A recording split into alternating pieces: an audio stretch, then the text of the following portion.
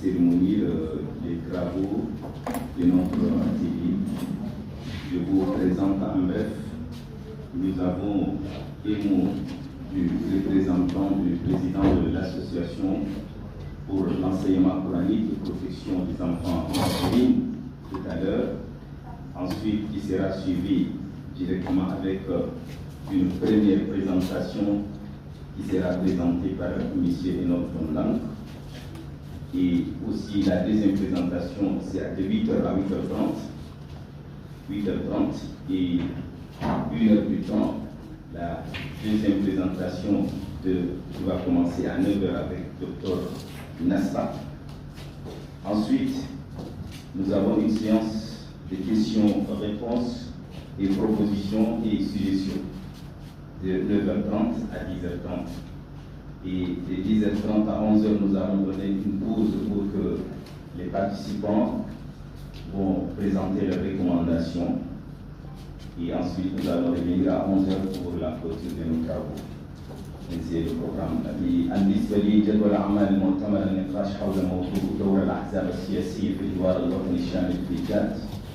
نحن اليوم نرحب بكم جميعا وأوتي ملخصا للأعمال كلمة افتتاحية لممثل رئيس جمعية تعليم القرآن الكريم والأطفال المهاجرين، وبعدها تلي مداخلة السيد إنوك جندانك في تمام الساعة 38 دقيقة، وفي تمام الساعة 9 ستكون كلمة تالية من السيد الدكتور نسخة، وبعده مباشرة ندخل في منطقة الحوار بمعنى أسئلة وردود للحضور أو المشاركين في هذا اليوم الحواري، وبعد ذلك نترك فرصة من الساعة 10 و30 دقيقة إلى الساعة 11 لتقديم من الساعة 39 إلى 19:30 تقديم بعض الأسئلة سؤال وجواب من الحضور ومن المحاضرين، وبعده مباشرة في تمام الساعة 10:30 دقيقة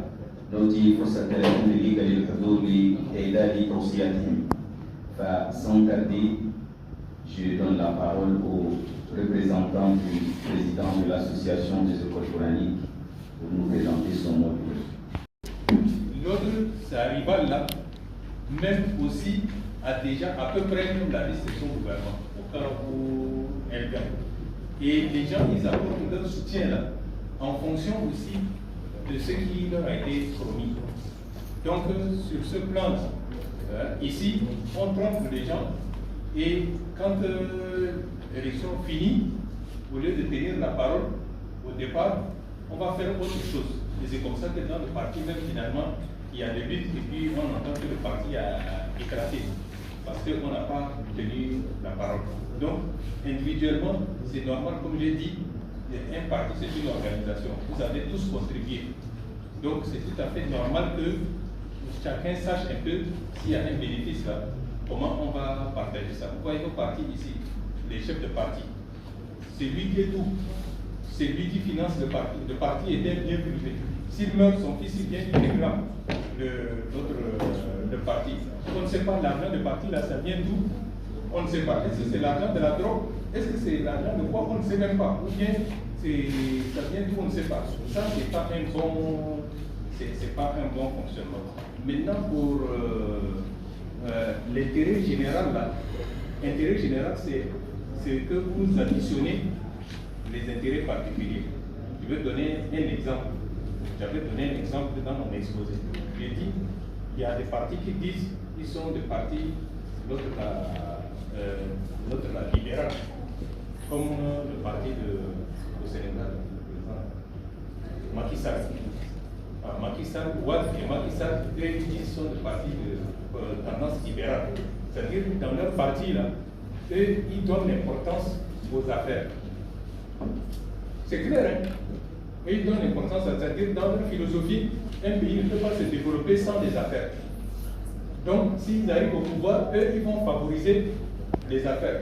Ils ne vont pas beaucoup écouter les syndicats. Eux, c'est d'abord les hommes d'affaires, les gens qui vont apporter de l'argent et qui vont faire des réalisations. Donc c'était clair, c'est ce que Ouad a fait. hein, à Dakar. Donc vous voyez, à Dakar, regardez ce que Wade a fait en un rien de temps. Vous voyez, c'est conforme au programme de son parti. Et Macky Sall, comme ils sont de même tendance, aussi à continuer.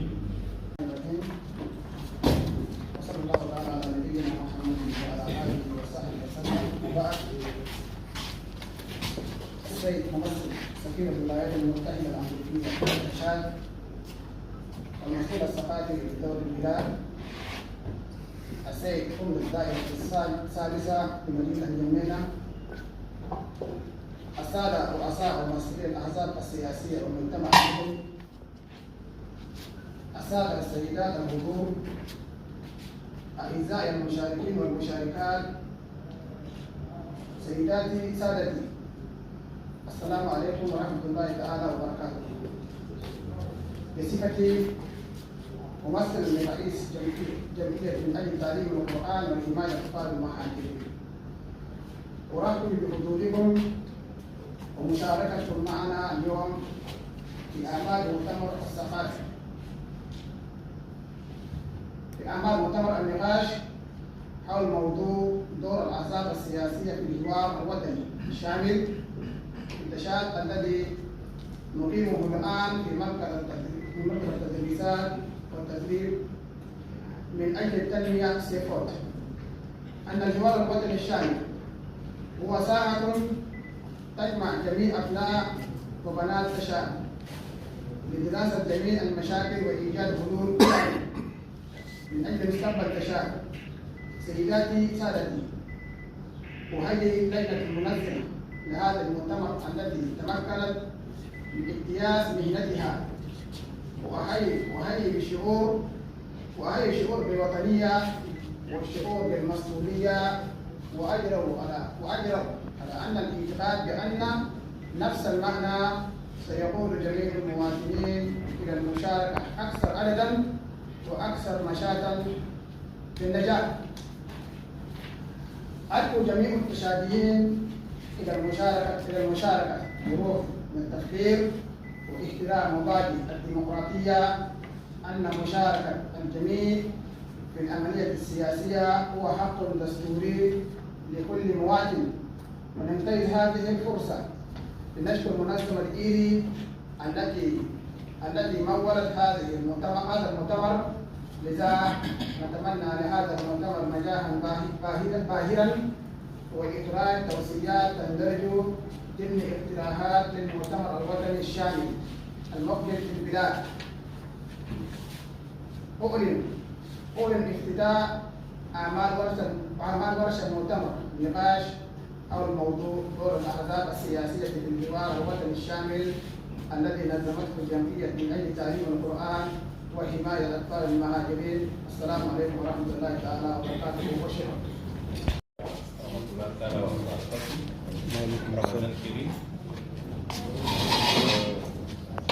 Je voudrais donc remercier à travers vous, monsieur le représentant, mon frère et ami Awada, qui m'a fait l'honneur de me solliciter pour faire une intervention à l'occasion de cette activité qui s'inscrit dans le cadre de votre programme, l'activité programme de votre association. Je voudrais saluer le travail aussi que fait votre association, parce que tout ce qui est éducatif, c'est la bonne semence. On sème pour toujours récolter quelque chose. Et quand on sème sur des hommes et que vous semez de la bonne semence, ce que vous construisez aussi vous donnez la chance à l'avenir d'être meilleur. Donc je voudrais donc féliciter et encourager l'AECEPM de mon ami Awada pour tout le travail qui se fait, et généralement ce sont des choses qui ne sont pas médiatisées.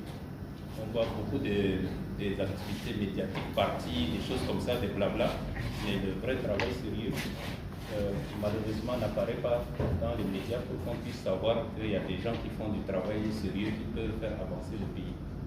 Donc je voudrais saisir cette occasion du Ramadan pour formuler 2 vœux à l'endroit des uns et des autres, parce qu'on ne peut pas aller vers Dieu et retourner les mains vides. Donc je prie que le Seigneur exauce donc les attentes des uns et des autres à l'occasion donc de ce Ramadan. Maintenant, pour ce qui concerne cette sollicitation avec le docteur Nasra, dont je fais la connaissance seulement ici, pour dire que même dans cette ville d'Internet, on peut être des acteurs sans se connaître physiquement. Donc, j'ai été saisi vraiment assez tardivement par Awada depuis les États-Unis, mais compte tenu de l'importance que j'attache au travail que vous faites, à notre amitié, je me suis forcé, malgré qu'il n'y a pas d'électricité, même pour travailler.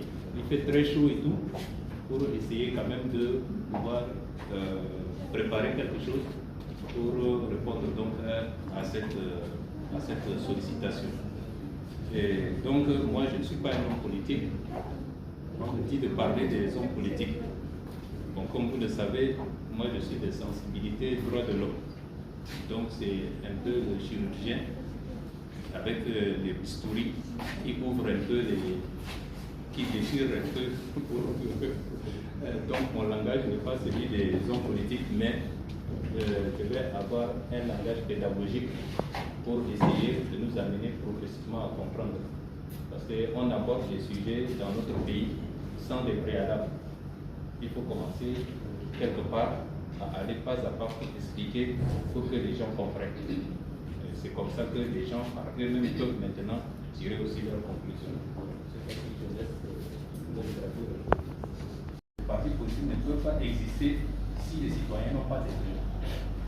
Et si vous êtes citoyen d'un pays, votre constitution dit les droits que vous avez.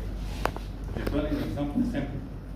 En Libye, au temps de Kadhafi, les étrangers n'avaient pas le droit de posséder une maison. En Libye. Ça, ce sont des choses qui sont déterminées dans la Constitution. Nous, ici, dans la Constitution du Tchad, les étrangers ont même les mêmes droits que les Tchadiens. C'est écrit noir sur blanc. C'est écrit noir sur blanc. Donc, c'est-à-dire que les droits, là, ce n'est pas automatique. Il faut vérifier, est-ce que vraiment dans votre Constitution, là, vous avez des droits. Si vous n'avez pas des droits, c'est qu'il y a un problème. Vous pouvez revendiquer quelque chose que vous n'avez pas droit. Donc, le droit de travailler, le droit de posséder quelque chose, le droit de faire le commerce, le droit de ceci, le droit de cela, il faut que ce soit bien écrit dans votre Constitution. Et c'est parce que vous avez des droits maintenant que vous allez vous organiser pour défendre vos droits.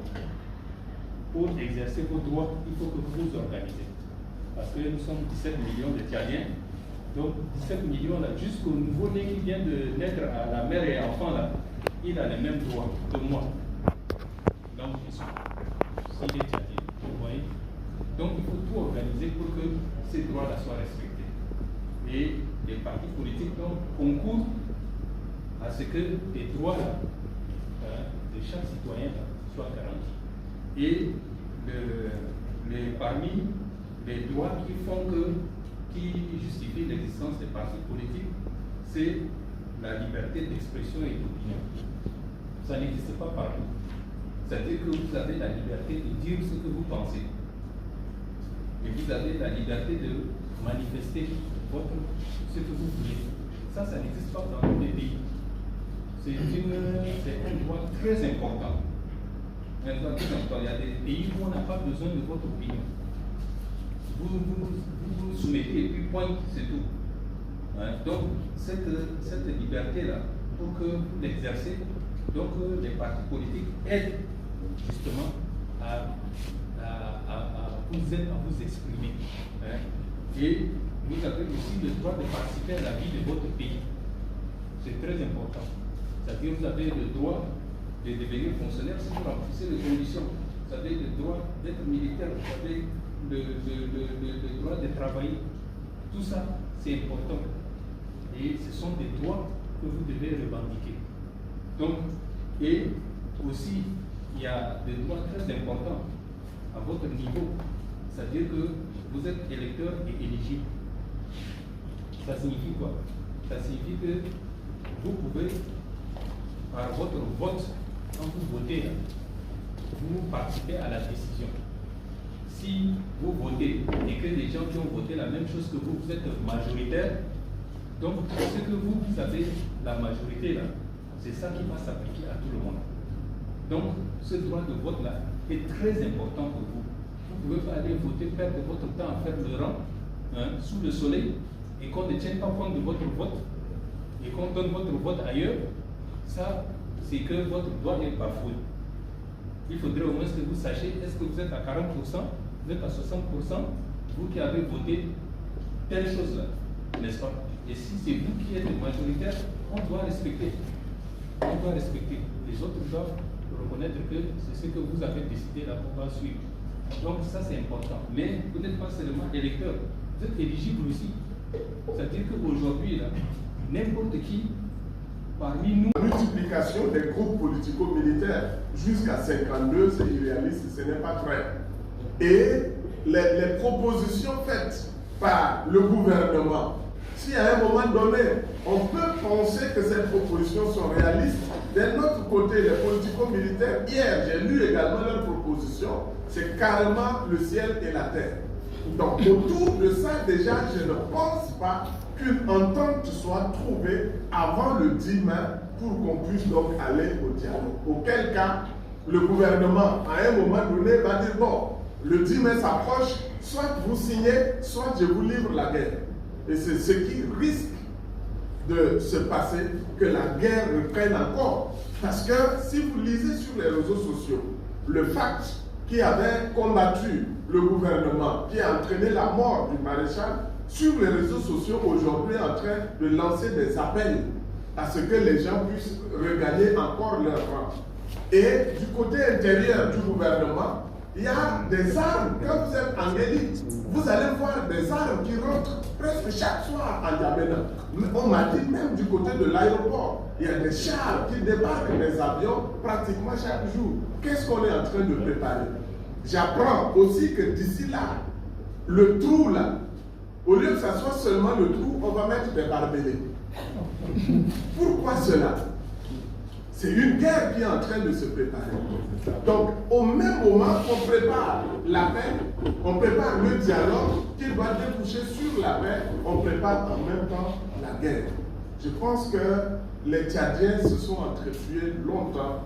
Le moment est arrivé. Avec un peu de sérieux, un peu de sincérité, tout simplement, on peut arrêter cette guerre et tourner la page sombre de ce qu'on a toujours connu pour qu'un nouveau jour puisse donc se lever sur le Tchad. Je vous remercie.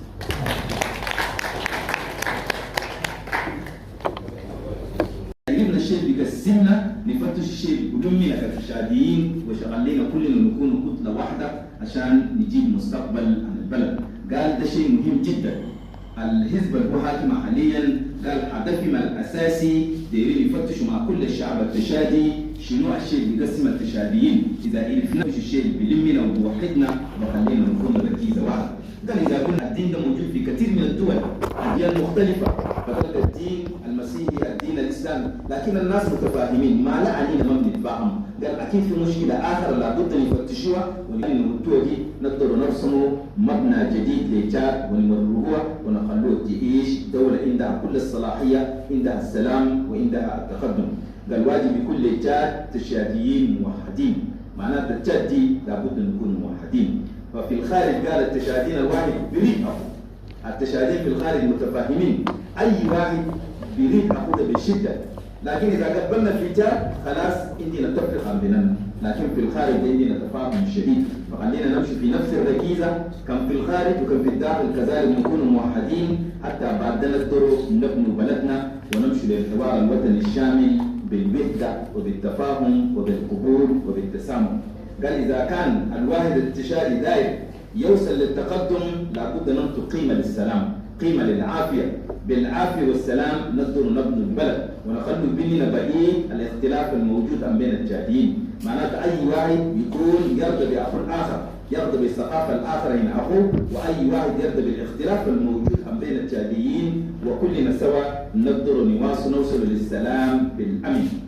قال الحوار بيحتاج لتنظيم الحوار بيحتاج لإطار سليم ينظمه بكل أمان بدما المصلحة الكبيرة. قال الله بدون مننا الحب، أي واحد يحب أخو الآخر، أي واحد يرتاح من أخو الآخر، حتى بعد ذلك نقدر نبني شعب. لكن إذا كان أي واحد برفض أخوه أكيد ما نقدر نوصله للهدف المطلوب. قال في الواقع خلينا نكون عنينا ناس مخلصين، أي واحد يكون مخلص للشعب. أنت ما ممكن تكون مخلص للشعب وتتابع أخوك، تكون مخلص للشعب وما ترجع بفكر من أخوك. إذا أنت ذاك تكون مخلص لابد تقبل أخوك، تدور أخوك، تحب أخوك، وكلكم سوا تكونوا كتلة واحدة عشان تبنوا البلد. قال الحوار الوطني الشامل اللي بينظموه ده ما مفروض ينظموه الأحزاب السياسية، مفروض ينظموه المجتمع المدني، الناس اللي هم مثلا ما دايرين الحكم، لأن الحزب السياسي هو بخدم عشان يشيل الحكم. الإنسان ده يشيل حكمه تقول هو ينظم الحوار الوطني الشامل. قال الحوار الوطني الشامل ده يقول ناس محايدين، ناس ناتر، الناس الناتر دول هم بس بينظموا المجتمع المدني، هم بس مفروض ينظموا الحوار الوطني الشامل. والحوار الوطني الشامل لما ينظموه يكون عنده محايدة، أي يكون فيه التحايد والناس تدخل أي واحد بخدم. لكن قال الأحزاب السياسية ما ممكن تنظم الحوار لأن هي ذاتها بتدور شنو الحكم، وانت من بيناتهم سوء تفاهم، اي واحد عنده برنامج، واذا كان اي واحد بيمشي للحكم وتقول هم بس ينظموا الحوار الوطني، قال اكيد ما بكون عندنا نجاح.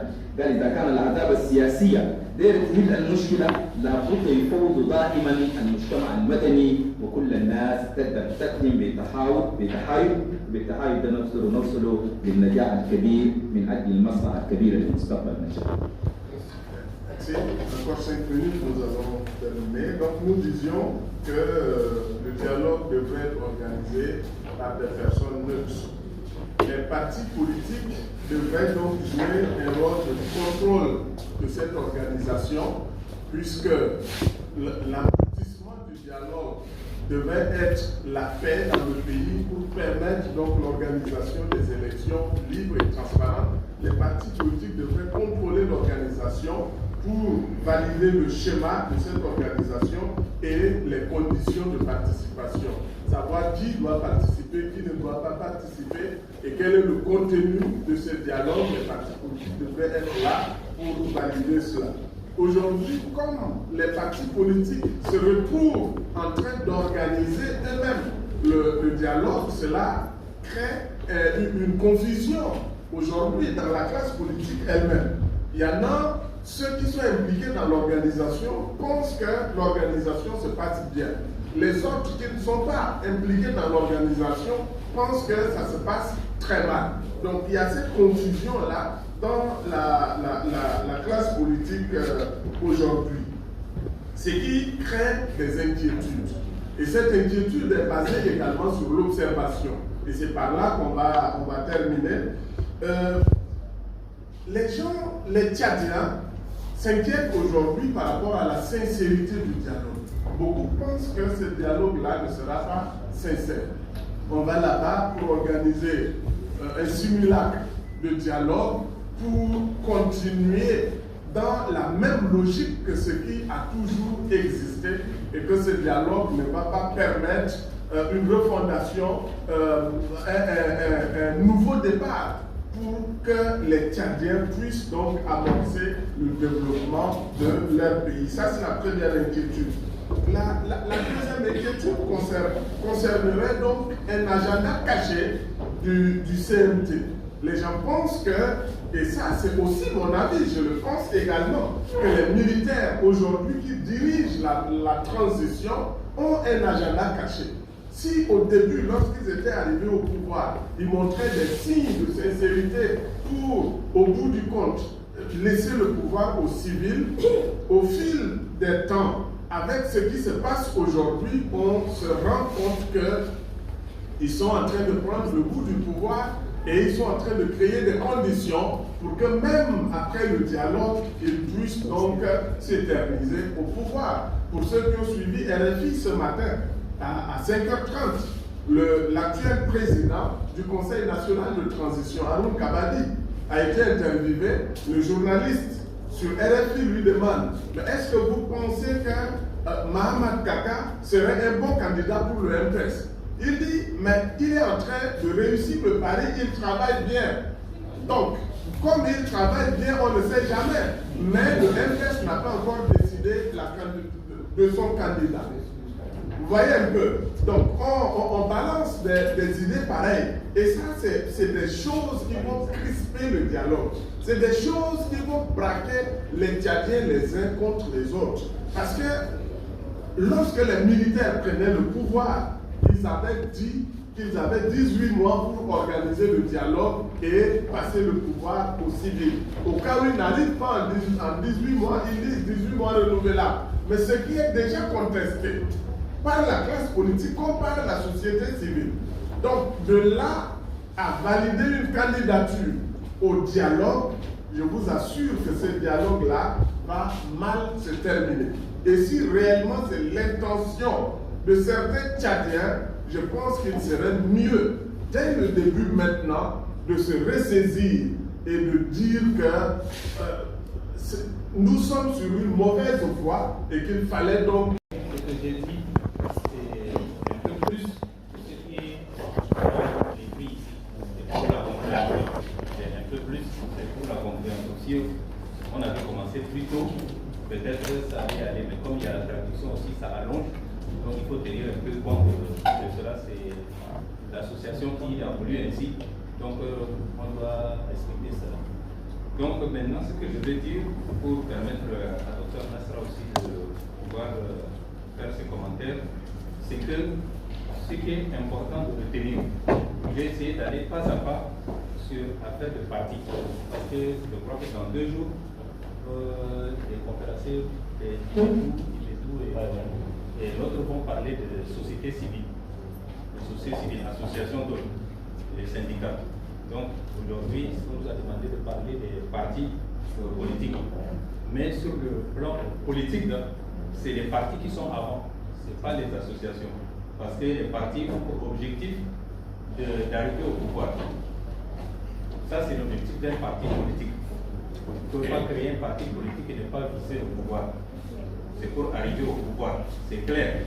Et où vous arrivez au pouvoir directement parce que vous avez gagné, ou bien vous entendez entre vous plusieurs partis et vous gagnez, ou bien vous entendez avec le parti qui est au pouvoir et vous partagez avec lui le pouvoir, n'est-ce pas? Mais ça c'est normal pour les partis politiques, il ne faut pas leur en vouloir, c'est ça, c'est l'objectif, parce que si vous n'avez pas de pouvoir, vous ne pouvez pas mettre en application votre programme. Vous ne pouvez pas remplir vos promesses envers vos militants, n'est-ce pas? Il faut arriver au pouvoir pour avoir la capacité, les moyens de faire tout ça. Et donc, je n'ai pas parlé de qu'est-ce qui est dans le programme, n'est-ce pas? J'avais expliqué déjà que chaque parti a son programme, chaque parti propose sa vision du Tchad, et chaque parti défend les intérêts d'un groupe ou bien d'une partie de la population. C'est comme ça. C'est la logique. Donc, si un tel parti doit arriver au pouvoir, ce n'est que normal pour appliquer. Mais maintenant, comme le thème c'est le dialogue que nous sommes en train de chercher pour que les choses avancent, je résume simplement que j'ai essayé de partir depuis le temps des colons en passant par Thomas Veil pour montrer ce qui ne va pas chez nous ici au Tchad. Nous sommes 200 quelques ethnies, n'est-ce pas? 200 quelques ethnies. Si vous voulez même regrouper en grand groupe, comme dans certains, vous avez vu quand les gens parlaient de fédération, j'ai vu beaucoup de cartes là, où on essaie de rattacher ici, on essaie de rattacher là, on crée ici, on crée là, tout ça.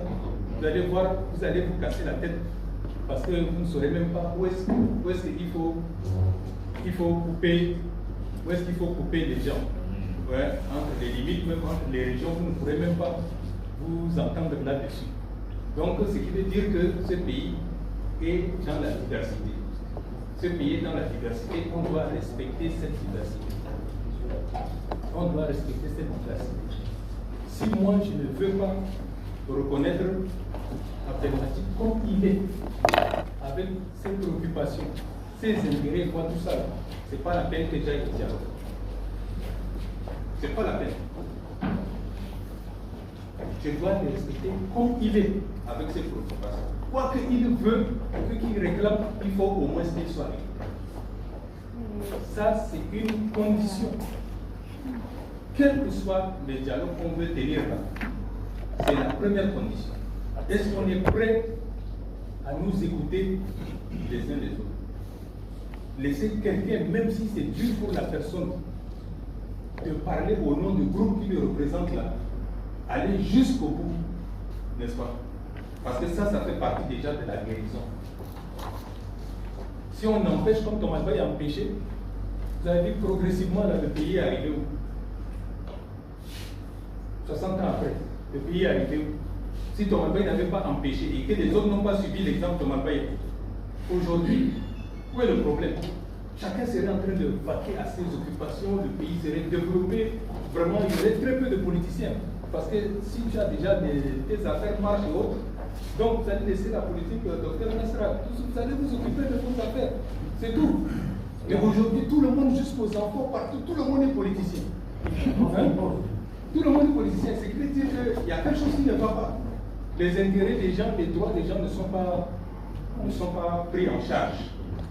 Ne sont pas pris en charge, n'est-ce pas? Et on se rejette les uns les autres. Donc, maintenant, le rôle des partis dans cette phase-là, il faut que nos partis cherchent à être représentatifs. Même si on n'est pas encore arrivé aux élections, représentativité, c'est quoi? Aujourd'hui, je ne connais pas le nom du parti du Dr Nasra, mais j'ai suivi à la radio, il a défendu l'intérêt des gens, des riverains qui sont marqués par le grand trou de 40 km, de famille, n'est-ce pas? Donc, ceux-là même déjà seront prêts à être avec lui, n'est-ce pas?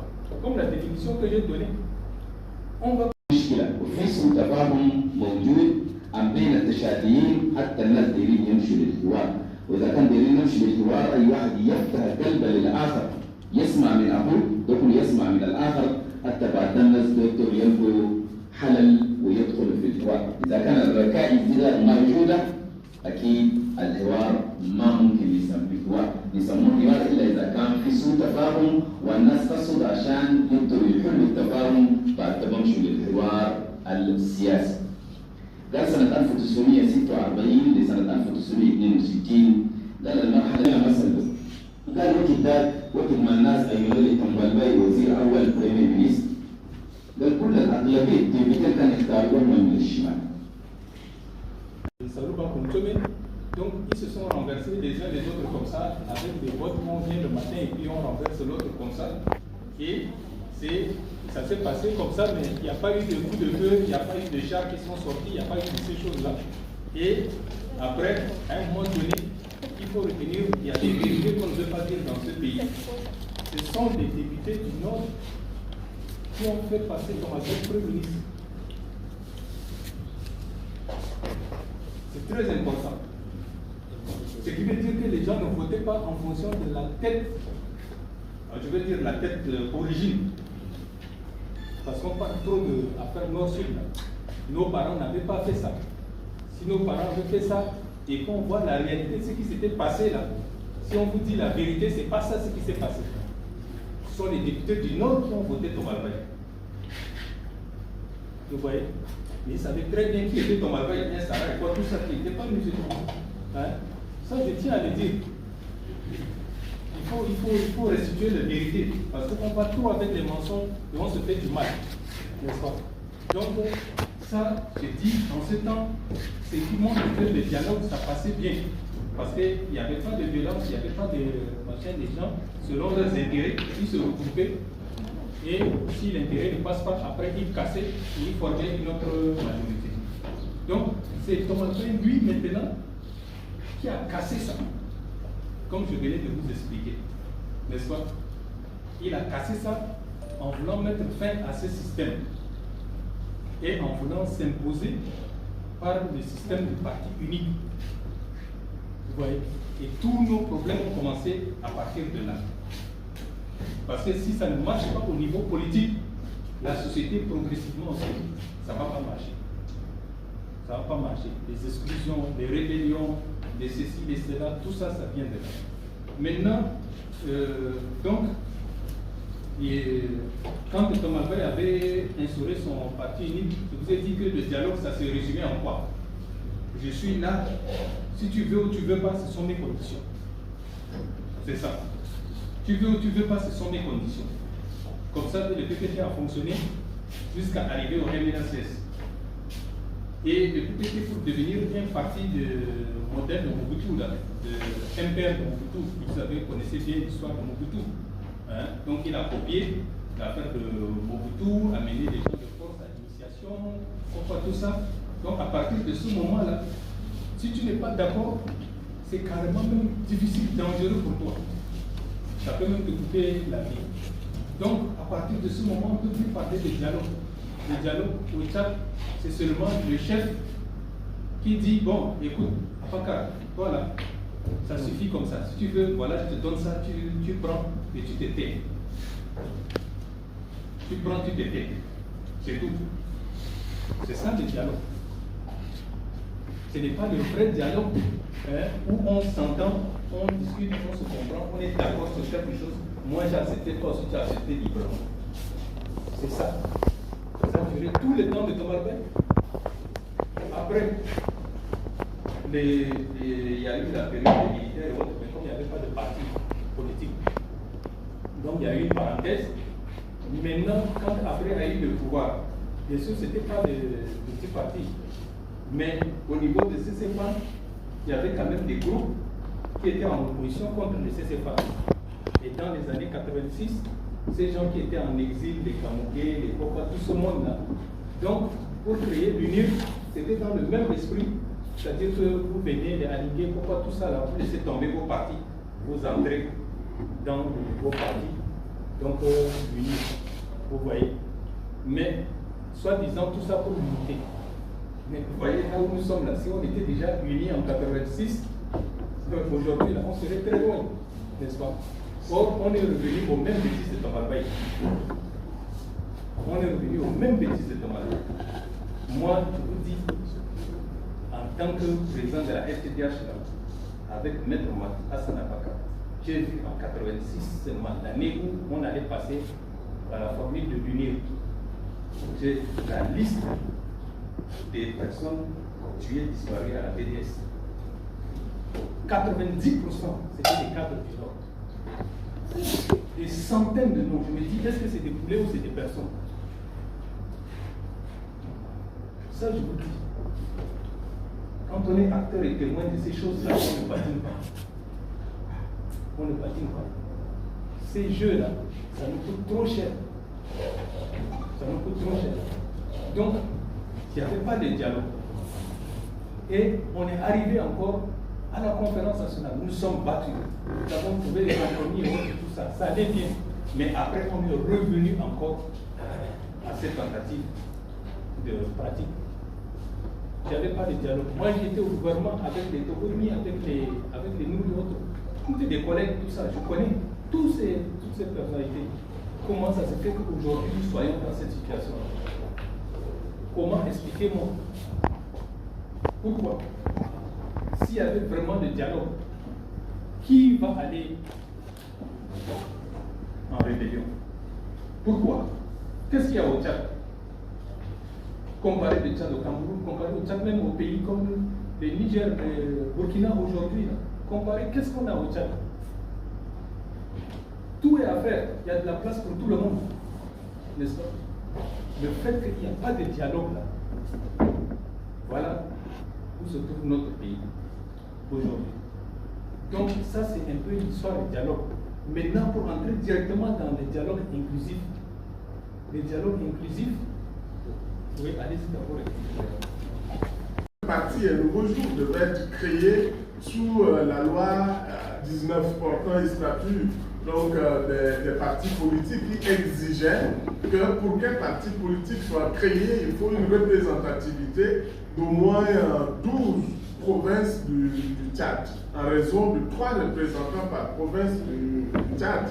Donc nous avons respecté cette condition-là. Donc c'est pour vous dire que ce n'est pas un parti créé et qui représente une province du Tchad, une partie du Tchad, mais c'est un parti qui représente plus de la moitié des Tchadiens. Le parti a vu le jour en 2016. Lorsque nous devions créer le parti, nous nous sommes assis avec tout le monde. Et j'ai partagé mon cœur avec les autres parce qu'ils ont décidé que lorsqu'on va créer le parti, que je puisse le diriger pour un début jusqu'à ce qu'on aille au congrès ou à d'autres congrès où on va soumettre tous les postes à élection et que le meilleur puisse gagner et qu'il dirige le parti. Donc je disais, pour donner le nom du parti, c'est un nom qui a été pas donné par moi mais par tout le monde, on a été d'accord autour du nom. Un nouveau jour. Pourquoi un nouveau jour? Un nouveau jour parce que cela tient compte de l'histoire du Tchad. Jordan est revenu, mais avec beaucoup de précision. Le Tchad a connu son indépendance en 1960. Et dès 1962, le premier président a supprimé le multipartisme. Lorsque le multipartisme a été donc supprimé au Tchad, des remous ont déjà commencé. Des manifestations avaient commencé, je crois, à partir de 1963-64 sur le canal Saint-Martin. Cette manifestation des cadres et des ressortissants du Nord sur le canal Saint-Martin avait été réprimée par le premier régime et le sang a commencé à couler. Et sur toute la ligne, l'histoire de notre pays est donc mouvementée ou teintée par le sang versé. L'histoire de notre pays est basée sur l'exclusion. Si un groupe détient une parcelle du pouvoir, qu'est-ce qu'il fait? La première des choses à faire, c'est de favoriser tous ceux qui sont proches. Et ceux qui sont proches sont des proches sur la base ethnique, sur la base tribale, sur la base donc régionale. Et c'est cette politique-là qui a toujours été pratiquée. Si quelqu'un n'est pas d'accord avec moi, qu'est-ce qu'il faut faire? Si je n'arrive pas à l'éliminer politiquement, il faut que j'arrive à l'éliminer même physiquement. Nous avons assisté à des assassinats, à des tueries, depuis le temps de Ngarda, jusqu'à Hissène Habré, jusqu'à Idriss Déby. Et même dans cette transition-là, nous avons vu des gens qui étaient sortis le 27 avril, juste une semaine après la prise du pouvoir par les militaires pour conduire la transition. Cette manifestation, ces marches ont été réprimées et le sang des Tchadiens a été une fois de plus encore versé. Et c'est à cause de cela que nous avons dit qu'il faudrait qu'un nouveau jour se lève sur le Tchad. Il faut arriver à tourner la page du sang versé. Il faut être courageux pour dire que nous nous sommes exclus, nous nous sommes fait la guerre, nous nous sommes rejetés entre nous en tant que Tchadiens sur des bases régionalistes, sur des bases religieuses. Mais est-ce que cela fonde vraiment ce comportement qui consiste à exclure l'autre lorsque moi j'arrive au pouvoir? Non. Cela ne fait que reculer notre pays. Et lorsque notre pays recule, c'est nous qui reculons. Parce qu'on ne peut pas se développer, on ne peut pas faire un pas en plus, et tout le temps, on va continuer à se faire la guerre.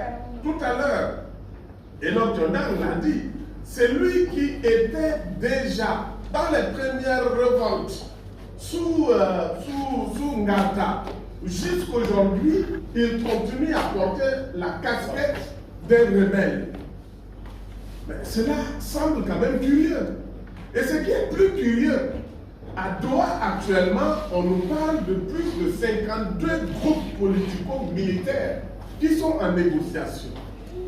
Est-ce que le Tchad, dans ce cas-là, est un pays normal?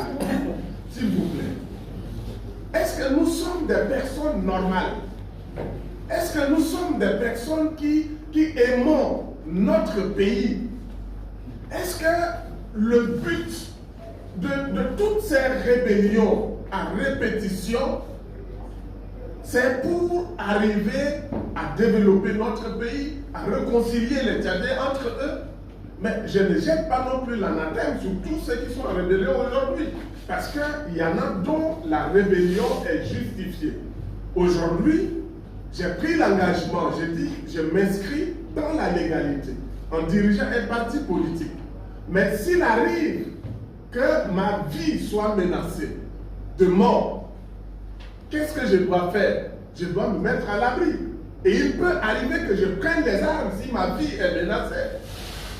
Et beaucoup d'entre eux le sont. Ils sont aujourd'hui appelés rebelles parce que leur vie a été menacée. Mais dans beaucoup de cas, les rébellions au Tchad aujourd'hui servent tout simplement de tremplin pour obtenir ce qu'on ne peut pas obtenir politiquement, qu'on ne peut pas obtenir professionnellement, pour obtenir par exemple intellectuellement. Il faut prendre des armes contre les autres et après négocier pour devenir ministre, pour avoir des milliards, pour construire des immeubles, pour avoir des grades, et puis voilà, pour avoir aussi l'intégration à la fonction publique pour ceux qui le veulent. Donc, ce sont tout simplement des alibis pour se partager le gâteau. Et c'est pour cela que nous avons dit qu'il fallait donc tourner cette page. Pour tourner la page, qu'est-ce que nous nous sommes dit? On a dit qu'il faudrait que les Tchadiens soient en mesure de s'asseoir en face l'un de l'autre. Que les Tchadiens acceptent cela. Ça veut dire quoi? C'est le dialogue. Le dialogue, ça a été défini comme se parler tout simplement. Il faut que les Tchadiens, à un moment donné, acceptent de se parler. En quoi disant? En se disant, qu'est-ce qui m'oppose à mon frère? Qu'est-ce qui oppose mon frère à moi? Pourquoi nous ne nous entendons pas? Pourquoi on s'entretue? Pourquoi je le rejette? Pourquoi il me rejette? Que ce qui nous divise là soit mis sur la table et qu'on se parle franchement au sujet de ce qui nous divise sans tabou, qu'on se le dise et après qu'on va se dire ce qui nous divise, qu'on soit maintenant en mesure de nous dire ok, maintenant on sait ce qui nous divise, mais est-ce qu'il n'y a rien qui puisse nous unir? Est-ce qu'on ne peut pas nous unir autour de quelque chose, d'un idéal, de l'essentiel, pour faire un pas de plus? Est-ce que nous sommes moins que les autres peuples dans d'autres pays? Si c'est la religion ou les religions qui nous divisent, ailleurs dans d'autres pays, il y a aussi les religions. Si c'est des appartenances géographiques, nord, sud, est, ouest, centre, tout ça, qui sont des facteurs qui nous divisent, dans d'autres pays, les mêmes réalités également existent. Mais pourquoi les autres arrivent-ils à s'entendre et nous ne sommes pas en mesure de nous entendre et que des rébellions en plus de 60 ans d'indépendance aujourd'hui, il n'y a que des rébellions. Est-ce qu'on ne peut pas tourner cette page? D'où le nom du parti, Un Nouveau Jour. Et nous travaillons, nous militons pour que ce nouveau jour-là se lève sur le Tchad, où il n'y a plus de Tchadiens du Nord, plus de Tchadiens du Sud, mais que les Tchadiens soient tout simplement des Tchadiens. Que tu vois ton frère, il est ton frère. J'ai eu la chance d'étudier en dehors du Tchad. Mais lorsque nous nous retrouvons en dehors du Tchad, il n'y a pas de couleur religieuse, il n'y a pas de couleur tribale, il n'y a pas de couleur religieuse. Il n'y a pas toutes ces couleurs-là. Nous sommes Tchadiens. Mais dès lors que nous rentrons au Tchad, on disparaît, on ne se reconnaît plus, on ne s'appelle plus, on ne se fréquente plus, on ne peut plus manger ensemble, alors qu'ailleurs, on mange ensemble dans le même plat. Mais lorsque nous rentrons au Tchad, tout ceci finit. Pourquoi cela? Ce sont l'ensemble de ces questions-là qui nous ont poussés à créer le parti Un Nouveau Jour. Et cela reste possible parce que tous les Tchadiens aujourd'hui ont cette volonté, ce désir de vivre aussi en paix chez eux. Tant qu'on ne va pas arriver à cette paix basée sur la justice, il ne peut jamais y avoir développement. Tant qu'on va continuer à se faire la guerre, on ne peut jamais se développer. Donc nous faisons du dialogue notre credo. Maintenant, pour revenir au dialogue en préparation, lorsque le CMT a pris le pouvoir, le point essentiel qui a justifié la prise du pouvoir par l'armée, c'était l'insécurité qui était au Tchad et que pour enrayer cette insécurité, il fallait organiser un dialogue qui doit réunir tous les Tchadiens. Donc, pour organiser le dialogue, il va falloir créer les conditions d'une bonne organisation. Pour créer les conditions d'une bonne organisation, la ligne que chacun devait suivre, c'est la sincérité. Je pense que les Tchadiens sont à plus de 90% religieux. Plus de 90% religieux. Des Tchadiens qui ne sont pas religieux, ça se compte à bout de doigts. Et dans toutes les religions, du moins les deux religions révélées que je connais, l'islam et le christianisme, Dieu réclame de nous la sincérité. Parce que c'est le cœur que Dieu voit. Dieu ne voit pas l'apparence. Mais Dieu, il regarde le cœur. Lorsque tu souris avec ton frère, lorsque tu fais semblant et tout, alors que dans ton cœur tu es en train de le tuer, tu l'as déjà tué et Dieu qui lit dans nos cœurs, il connaît exactement les motifs de nos cœurs. Donc, appartenant à toutes ces religions, nous devrions en principe donc baser l'organisation de ce dialogue-là sur la sincérité. La sincérité devrait nous guider. Maintenant, les partis politiques, normalement dans l'organisation des dialogues, on a besoin d'un organe neutre qui se situe à équidistance entre les partis pour pouvoir les réunir, les mettre ensemble pour qu'ils se parlent. Donc je voudrais dire tout simplement que l'organisation de ce dialogue ne devrait pas être l'affaire des partis politiques. Non. L'organisation ne devrait pas être l'affaire des partis politiques. Mais l'organisation devrait être l'affaire des techniciens composés par surtout la société civile. Malheureusement, la société civile tchadienne aujourd'hui est accusée d'avoir appartenu soit à l'opposition, soit à ceux qui sont au pouvoir. Donc, la neutralité même de la société civile tchadienne est remise en cause, malheureusement. Mais en principe, les partis politiques ne devraient pas se retrouver en train d'organiser un dialogue. Parce que les partis politiques s'opposent entre eux. Qu'ils soient de l'opposition, même vous prenez tous les partis politiques de l'opposition, ils ne peuvent pas s'entendre entre eux. Vous prenez les partis politiques qui soutiennent l'action du gouvernement, ils ne peuvent pas s'entendre entre eux. Pourquoi? Parce que l'essence de chaque parti politique, c'est de lutter pour arriver au pouvoir. Donc lorsque tu luttes pour arriver au pouvoir, celui qui lutte lui aussi pour arriver au pouvoir devient automatiquement ton adversaire. Donc s'il y a un accord aujourd'hui, c'est des accords circonstanciels tout simplement.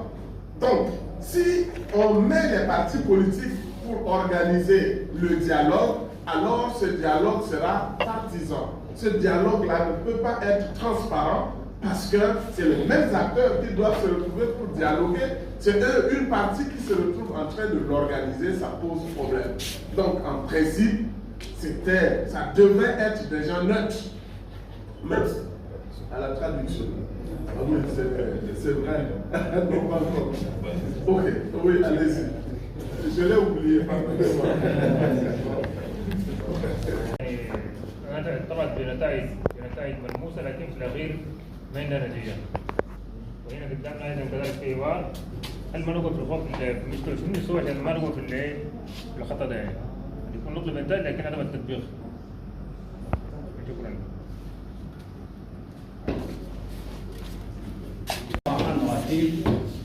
نحمد الله سبحانه وتعالى حيث اجتمعنا هنا في الصالة دي عشان نقدر نعرف ما هو الحوار وما زبدة الحوار. إذا بارك الله في المحاضرين. المحاضر الأول تكلم أن الحوار هو أفكار معناتها تضم كل الأفكار معناتها المفيدة للبلد وللمواطنين. فنقول له للمحاضر ده جزاه الله خير. وكذلك المحاضر الثاني تكلم أن كون كل أولاد شاب معناتها يلموا في وحدة ويبنوا بلدهم إلا ما يلاقي إلا من طريقة الجوار. والسلام عليكم.